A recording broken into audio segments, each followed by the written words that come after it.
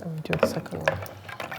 So your serrated knife goes into a jug. You want the water in here to be boiling hot. It will slice through the chocolate ganache and the mousse quite easily.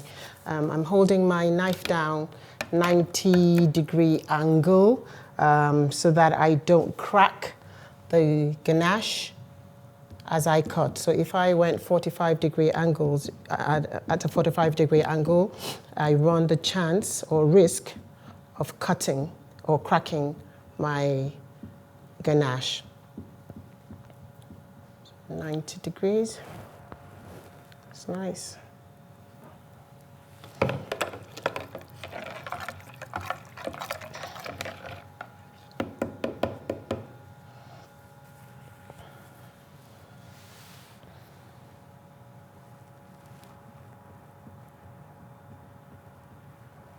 So the hotter the water, the cleaner the cut.